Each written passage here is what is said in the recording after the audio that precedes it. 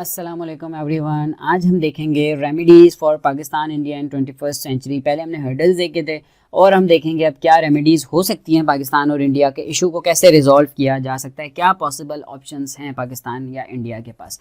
सबसे पहले हम इंट्रोडक्शन वगैरह में शुरू करेंगे कि मलिहा लोधी ने अपनी बुक के अंदर बियॉन्ड क्राइसिस स्टेट के अंदर ये बताया है कि डायलॉग पॉसिबल है। मतलब उन्होंने एक हाईलाइट किया पूरी पॉसिबिलिटी कि पाकिस्तान और इंडिया के दरमियान डायलॉग भी पॉसिबल है और पीस भी हो सकता है। और इसकी मैनिफेस्टेशन वो ये बताती हैं कि पाकिस्तान इंडिया एक राइवल स्टेट्स हैं लेकिन फिर भी एक पॉसिबिलिटी है। क्यों? क्योंकि 1947 से टिल डेट तक 200 से ज़्यादा डायलॉग्स हो चुके हैं, 19 एग्रीमेंट्स हो चुके हैं, ठीक है, जो कि फेल कोई भी एग्रीमेंट नहीं हुआ, जो एग्रीमेंट हुआ है वो सक्सेसफुली हुआ है, ठीक है। Both are nuclear states, international parties interfere between two pieces possible. मतलब वो ये कह रहे हैं कि दोनों स्टेट्स न्यूक्लियर हैं, तो अगर कोई इशू होगा तो इंटरनेशनल पार्टीज़ को भी इंटरफेयर करना पड़ेगा। और ओवरऑल सिनेरियो यही बताता है कि पाकिस्तान और इंडिया के दरमियान पीस हो सकता है, ठीक है। ये तो इंट्रो हो गया। अब हम देखेंगे किस तरीके से होगा। सबसे पहला है revisiting the traditional stance of zero सम।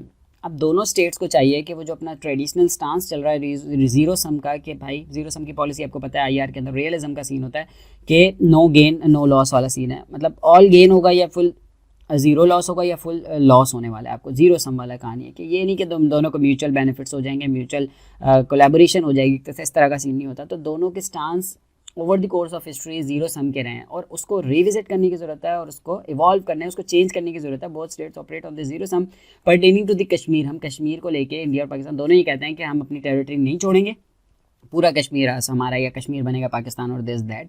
तो इस स्टांस को रिविजिट करने की ज़रूरत है। ज़ाहिर है पूरा कश्मीर तो आपको भी नहीं मिल सकता और पूरा कश्मीर हम उनको भी नहीं देंगे।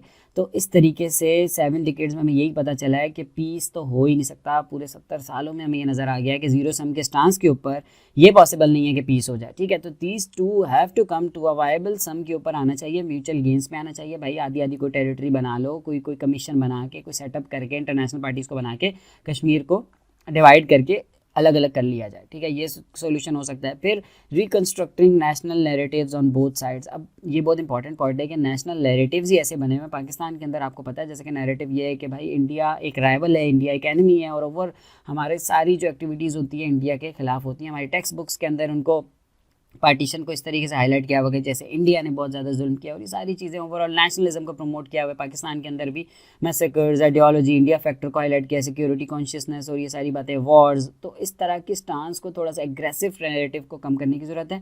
इंडिया के अंदर भी इलेक्शंस के लिए यूज़ किया जाता है पाकिस्तान के स्टांस को, फॉल्स फ्लैग ऑपरेशंस किए जाते हैं, बयानिया बनाया जाता है, ठीक है। 2004, 2009, 2014, 2019 के अंदर हमने ये देखा कि हर दफ़ा जब इंडियन इलेक्शंस हुए तब वो इस पाकिस्तान के साथ उनकी टेंशन भी बढ़ जाती है और वो इस पॉइंट को, इस कार्ड को कैश करवाते हैं, ठीक है। एलओसी पे फायरिंग होती है, कभी कोई अटैक हो जाता है। तो इस तरह की सारी चीज़ें इस पूरे ट्रेडिशनल, इस पूरे नेशनल नैरेटिव को चेंज करने की ज़रूरत है, उसको रिकन्स्ट्रक्ट करने की ज़रूरत है अगर पीस करना है दोनों कंट्रीज़ के दरमियान, ठीक है।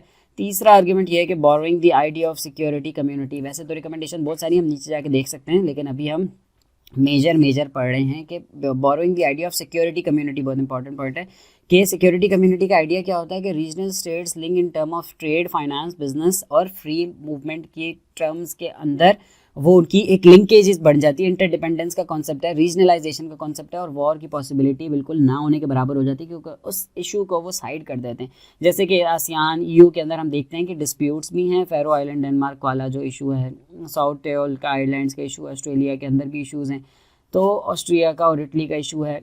तो ये सारे इश्यूज़ जो है ना आसियान और ईयू के स्टेट्स के अंदर भी चल रहे हैं। आसियान के अंदर वाटर के चल रहे हैं, ईयू के अंदर अलग तरह के इश्यूज़ चल रहे हैं, लेकिन फिर भी उनके दरमियान कोई वॉर नहीं होती है। उनके अंदर एक सिक्योरिटी कम्युनिटी का कॉन्सेप्ट है कि एक के ऊपर अटैक होगा तो सब के ऊपर अटैक समझा जाएगा और एक म्यूचुअल गेन्स के ऊपर चलते हैं।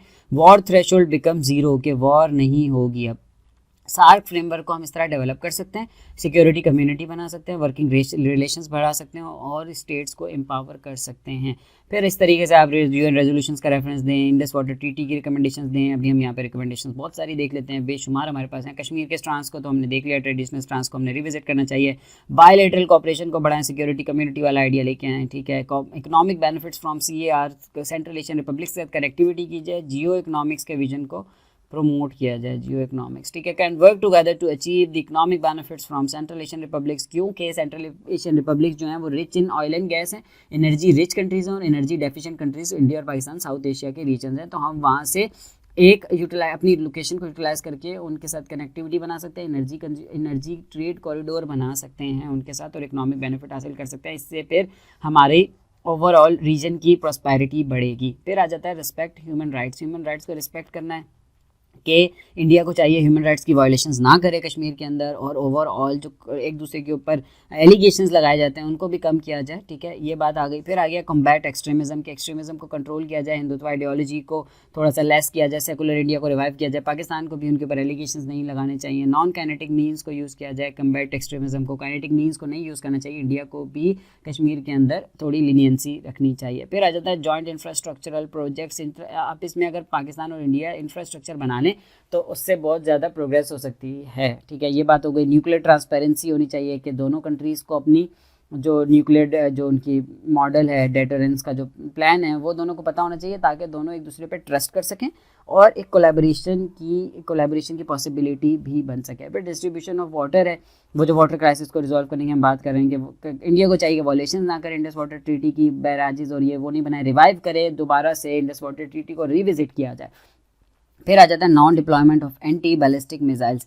एंटी बैलिस्टिक मिसाइल्स जो हैं या डीमिलिटराइजेशन करनी चाहिए इंडिया को ओवरऑल बॉर्डर्स के ऊपर, बॉर्डर्स को दोनों को डीमिलिटराइज करना चाहिए, जो कि कश्मीर के 4 पॉइंट्स का मॉडल है, वो भी हम आगे जाके देखेंगे। Pakistan need to overview policy options, Pakistan को अलग अलग देखने चाहिए ताकि कोलैबोरेशन की पॉसिबिलिटी बन सके। तो ये तो ओवरऑल काफ़ी सारे रिकमेंडेशंस, आप कुछ भी बता सकते हैं, इकोनॉमिक्स को, इंटरडिपेंडेंस को, जीरो सम गेम को देखें, इंटर सिक्योरिटी कम्युनिटी का आइडिया देखें, यूएन की कन्वेंशंस के ऊपर वो करने चाहिए, ह्यूमन राइट्स की वॉलेशन ना की जाए। ठीक है, ओवरऑल आर्टिकल्स को रिवोक किया जाए, कश्मीर को स्टेटस देकर डीमिलिटराइज जोन किया जाए। वो जो 2004 के अंदर एक वो मुशर्रफ के टाइम पे जो एक इशू रिजॉल्व हो रहा था कश्मीर वाला, उसको रिवाइव किया जाए, वो जो 4 पॉइंट एजेंडा था। इसी तरीके से हम कुछ इम्प्लीकेशंस देख लेते हैं कि पाकिस्तान के लिए सारी के क्या इम्प्लीकेशंस है। पहले तो सॉल्यूशंस देख लिए, लेकिन चलें इम्प्लीकेशंस पहले देखे जाते हैं, बाद में देख रहे हैं, कोई इशू नहीं है। तो इंडियो यूएस एनर्जी की वजह से क्या है, फेटफ के पाकिस्तान ग्रे लिस्ट में था, अब तो चलो निकल आया ग्रे लिस्ट से, लेकिन ये पहले इंडियो यूएस के कनेक्शन की वजह से ऐसा था। ठीक है, पाकिस्तान को टेररिज्म की उसके ऊपर एलिगेशंस भी लगाए जाते थे, उसको फोर्स किया जाता था कि वो टेरर फाइनेंसिंग को काउंटर करे। Under national NSS India will reiterate accuse Pakistan for cross border terrorism. ठीक है, क्रॉस बॉर्डर टेररिज्म के ऊपर मैंने जैसे बताया पहले फोकस करता है, उसके वो एलिगेशन लगाता है और पाकिस्तान की इमेज को ब्लॉट करता है और सपोर्ट करता है, उधर कश्मीर के ऊपर वायलेशन करता है, इधर बलोचिस्तान सेपरेटिस्ट को वो करता है, सपोर्ट करता है। फिर आ गया power imbalance between India and Pakistan, जो कि सिक्योरिटी डायलेमा क्रिएट करता है, एसिमेट्री लेके आता है, मैसिव आर्म रेस बिल्डअप होती है, फिर न्यूक्लियर का थ्रेट बढ़ जाता है। ये इम्प्लीकेशंस है। डीफेमिंग पाकिस्तान डिप्लोमेसी, पाकिस्तान जो भी एक अचीवमेंट की फोकस कर रहा होता है कि वो अपनी डिप्लोमेसी बढ़ाए, इकोनॉमिक रिलेशंस को इन्हांस करे, इकोनॉमिक डिप्लोमेसी हो गई, जो क्लाइमेट के अंदर हमने डिप्लोमेसी लेके चली, उसको ओवरऑल डिफेम करता है, उसको काउंटर करता है इंडिया। फिर कंस्पायरिंग अगेंस्ट सीपैक के आगे वो भी हमने पढ़ लिया। Repeating labelling of Pakistan as a terrorist state, Pakistan को डिक्लेयर करता है। Ceasefire violation at the border, ये भी इम्प्लीकेशन है। और member in NSG can be misuse against Pakistan, अगर इंडिया मेंबर बन जाए नॉन सप्लायर ग्रुप जो है न्यूक्लियर सप्लायर ग्रुप्स का, तो उसकी वजह से पाकिस्तान को के खिलाफ मिसयूज़ भी कर सकता है इस चीज़ को। तो ये हमने कुछ इम्प्लीकेशंस देखी और काफ़ी सारे ओवरऑल रिकमेंडेशंस और सॉल्यूशंस देखे थे पाकिस्तान और इंडिया के दरमियान। तो that's all for today, thank you so much, अल्लाह हाफिज़।